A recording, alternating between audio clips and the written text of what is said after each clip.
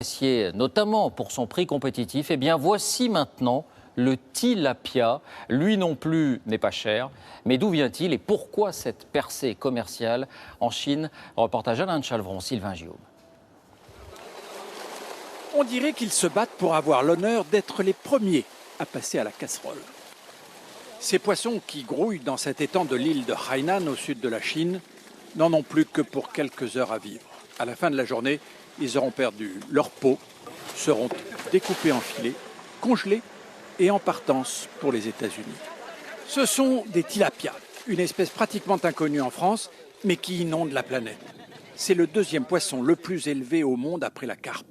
La Chine en produit près de la moitié, pour le plus grand bonheur de ces paysans qui ont converti leurs champs en bassins de pisciculture.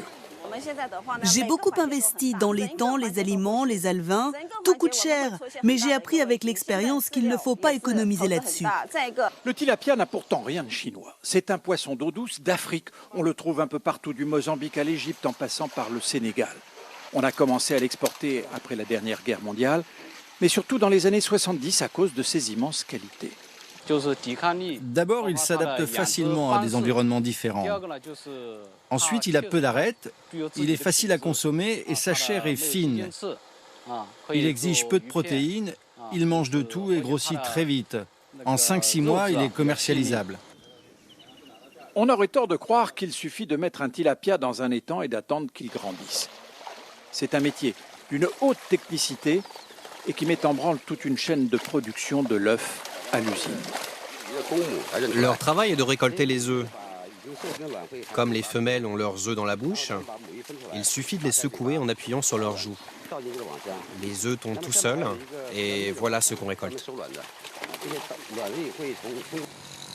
Ces œufs, 1500 environ tous les 4 jours pour chaque femelle, seront mis en culture, triés pour ne garder que les mâles qui grossissent 2 fois plus vite que leurs compagnes.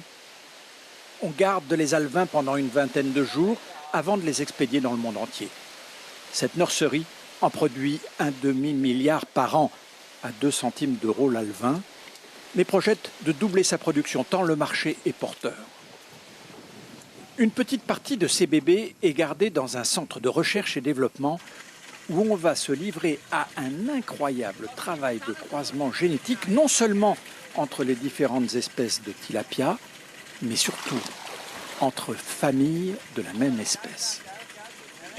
Notre travail consiste à développer une génération nouvelle de tilapia plus performants, avec une meilleure vitesse de croissance, une plus grande résistance aux maladies et une plus grande capacité de reproduction.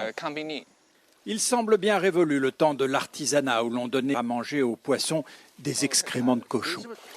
Depuis qu'une bonne partie des tilapias produits part à l'export, aux États-Unis en particulier, des courtiers veillent à la qualité du processus de production.